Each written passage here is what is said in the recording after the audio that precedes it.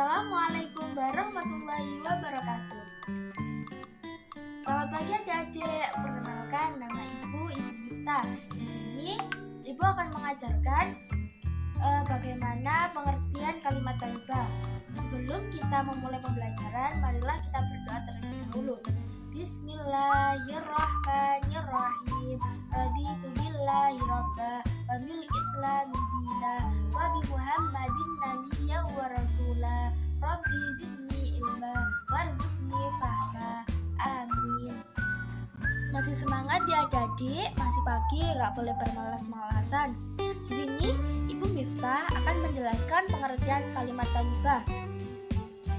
Kalimat thayyibah adalah secara bahasa, kalimat thayyibah itu adalah perkataan yang baik. Dalam Islam, kalimat thayyibah adalah setiap ucapan yang mengandung kebenaran, kebijakan yang bermanfaat bagi diri sendiri dan orang lain. Rasulullah itu sangat menyukai orang yang berkata baik. Seseorang yang terbiasa berkata baik biasa disebut mempunyai akhlak terpuji atau akhlak mahmudah. Jadi adik-adik, bagaimanapun caranya, adik-adik harus tetap berkata baik, tidak boleh berkata kotor, karena Allah sangat membenci orang yang berkata kotor. Rasulullah SAW juga bersabda, al-kalimatu thayyibah shadaqah, yang artinya kalimat thayyibah itu adalah sedekah. Jadi setiap kita mengucapkan kata-kata baik, itu kita sedekah. Siapa sih yang gak mau mendapatkan sedekah? Kalimat thayyibah adalah kalimat yang mengandung arti mengagungkan Allah. Dan ada pun macam-macam kalimat thayyibah. Apa sih Bu kalimat thayyibah itu? Yaitu yang pertama adalah basmalah, bismillahirrahmanirrahim, yang artinya dengan menyebut nama Allah yang maha pengasih lagi maha penyayang. Dan ini diucapkan setiap kali adik-adik mengawali suatu pekerjaan atau perbuatan. Kalau mau sekolah, mau berangkat sekolah, harus mengucapkan bismillah. Memakai sepatu, bismillah. Bercermin, bismillah. Mau menulis, membuka buku, semua harus diawali dengan bismillahirrahmanirrahim. Yang kedua adalah ta'awud, yaitu a'udzubillahi minasyaitonirrajim, yang artinya aku berlindung kepada Allah dari godaan syaitan yang terkutuk. Ini dibaca ketika adik-adik hendak membaca Al-Quran sebelum mengucapkan kalimat basmalah. Kalimat ta'awud ini juga bertujuan untuk meminta perlindungan kepada Allah dari godaan syaitan yang terkutuk. Yang ketiga adalah takbir, Allahu Akbar, yang artinya Allah Maha Besar, mengandung arti ungkapan penetapan akan keagungan atau kebesaran Allah Subhanahu wa taala dan tidak ada yang melebihi kebesaran Allah. Yang keempat adalah tasbih, yaitu subhanallah, yang artinya maha suci Allah, yaitu kita harus mengakui kesucian Allah Subhanahu wa taala dari segala hal-hal yang buruk. Bacaan tasbih juga untuk mengakui bahwa Allah Subhanahu wa taala suci dari segala kekurangan biasa yang Allah ciptakan. Biasanya kalimat tasbih itu diucapkan ketika adik-adik melihat sesuatu dan mengagumi sesuatu. Ketika melihat gunung, adik-adik harus melihat dengan subhanallah, sungguh indahnya pegunungan itu, sungguh mulia, sungguh indahnya ciptaan Allah. Yang kelima adalah tahlil, la ilaha illallah, yaitu artinya tiada Tuhan bagi Allah, untuk mengakui keesaan Allah sebagai penafian terhadap ilah-ilah yang lain dan penegasan bahwa hanya Allah satu-satunya zat yang berhak untuk diibadahi atau disembah. Yang keenam adalah istirja atau tarji. Bagaimana Bu itu bunyinya? Lafaz dari kalimat tarji adalah inna lillahi wa inna ilaihi roji'un. Sesungguhnya kita milik Allah dan sesungguhnya kita akan kembali kepada Allah. Ini diucapkan ketika kita mendapat musibah Kalimat ini biasanya diucapkan saat di antara keluarga, teman, sahabat, tetangga maupun orang lain yang meninggal dunia. Rasulullah juga bersabda, tidaklah seorang hamba terkena musibah kemudian dia berdoa, sesungguhnya kita milik Allah dan sesungguhnya kita akan kembali kepada Allah.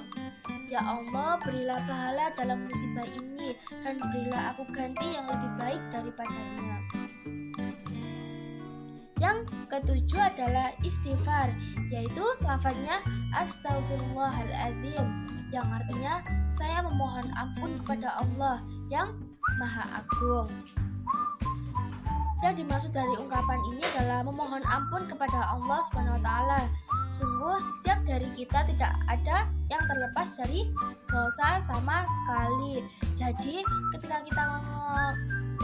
ada adik berkata kotor atau berbohong, ingatlah dengan kalimat istighfar, yaitu Astaghfirullahaladzim, agar kita selalu ingat kepada Allah, memohon ampun kepada Allah.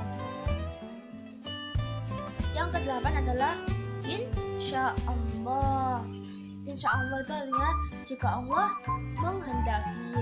Biasanya ini diucapkan ketika adik berniat hendak melakukan sesuatu di masa yang akan datang, seperti temannya minta tolong, nanti kalau pulang sekolah titip belikan cilok gitu. Usahakan kita mengucapkan lafaz insya Allah. Baik, yang kesembilan adalah haulaqah. Kalimat haulaqah adalah ucapan zikir yang merupakan pengakuan terhadap kefanaan manusia dan kekuasaan Allah Subhanahu wa taala.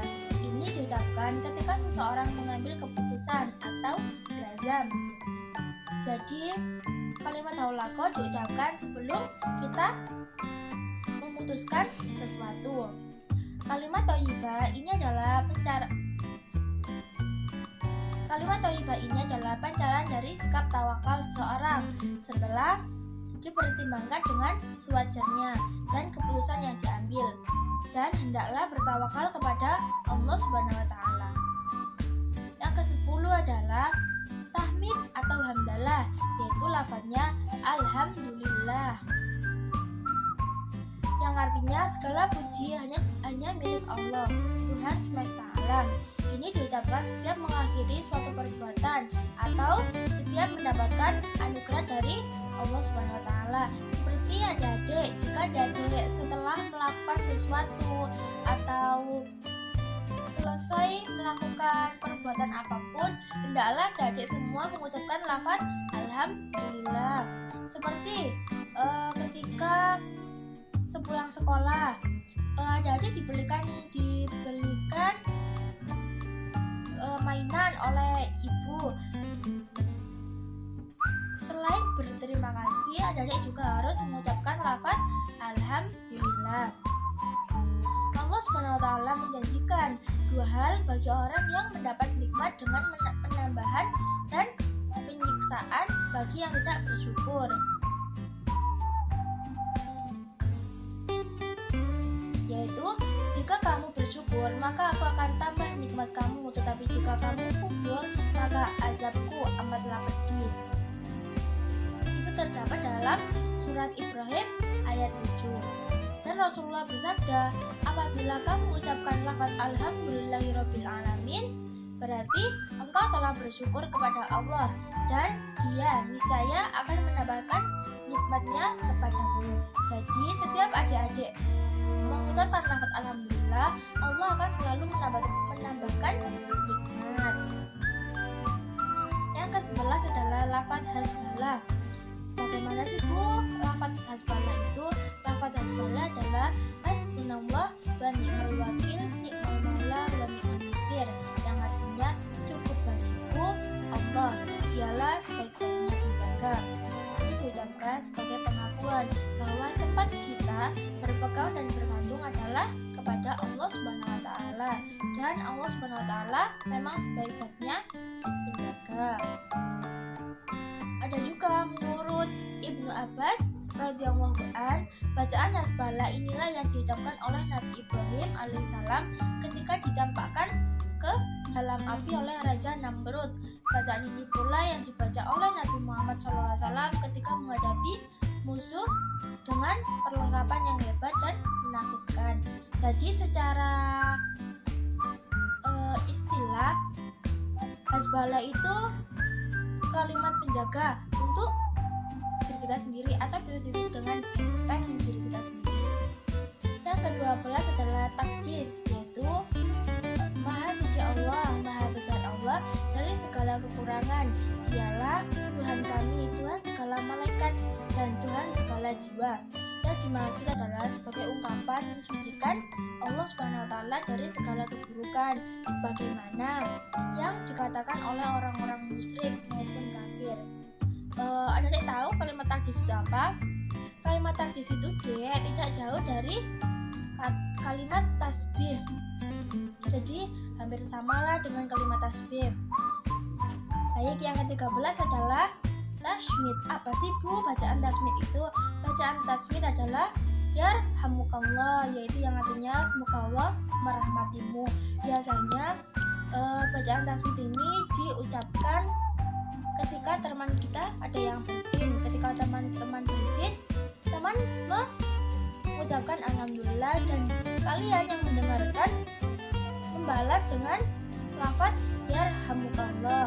Rasulullah pun juga bersabda, jika salah seorang dari teman kalian bersin, maka hendaklah ia berkata alhamdulillah, dan hendaklah saudaranya mengatakan padanya yarhamukumullah. Dan jika saudaranya telah mengatakan yarhamukumullah, maka hendaklah orang yang bersin berkata yaghfiru yahdikumullah wa yusrik balakum. Amin. Itu ya adik, jadi diingat-ingat ketika ada teman yang bersin, seharusnya adik mendoakan, yaitu alhamdulillah yarhamukallah yahdikumullah wa yusrik balakum. Amin. Yang ke-14 adalah kalimat Masya Allah, yang artinya sungguh atas kehendak Allah semua ini bisa terwujud, atau Allah telah menghendakkan akan hal yang terjadi. Ini biasanya diucapkan apabila adik bertemu dengan sesuatu yang menakjubkan. Ini sesuai dengan yang dituntun oleh Al-Quran serta kebiasaan dalam bahasa Arab. Dan ada pun juga hikmah ketika adik istiqomah membaca kalimat thayyibah. Yang pertama adalah menghapus dosanya adik-adik. Yang kedua adalah amal soleh yang berpahala abadi, jadi pahalanya itu menetap di adik-adik. Yang ketiga menghilangkan kesusahan, jadi ketika adik sering membaca kalimat thayyibah, adik akan hilang rasa susah, itu akan hilang, akan mendapatkan kemudahan. Yang keempat adalah mendekatkan diri kepada Allah, jadi setiap adik membaca kalimat thayyibah, adik akan selalu merasa dijaga dan selalu merasa dekat dengan Allah. Yang kelima adalah membuat hati tenang dan berpasrah diri segala kegodaan yang hilang. Yang keenam adalah selalu mengingat kebesaran Allah. Adik akan selalu ingat kebesaran Allah ketika adik istiqomah membaca kalimat thayyibah.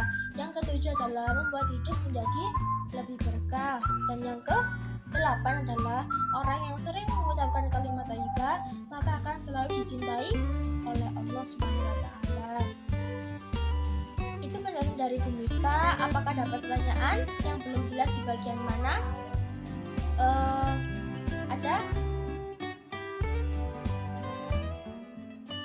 Tidak ada ya, ada ya, sudah paham semua. Baik, Ibu akhiri pertemuan kali ini. Ibu mohon adik-adik menerapkan apa yang dijelaskan oleh Ibu Miftah tadi ya. Baik, sebelum pulang, marilah kita membaca doa sesudah belajar. Bismillahirrahmanirrahim. Subhanakallahumma wa bihamdika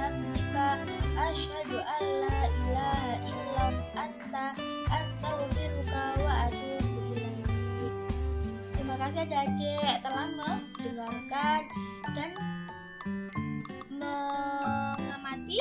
Miftah menjelaskan, kurang lebihnya Miftah mohon maaf. Assalamualaikum warahmatullahi wabarakatuh.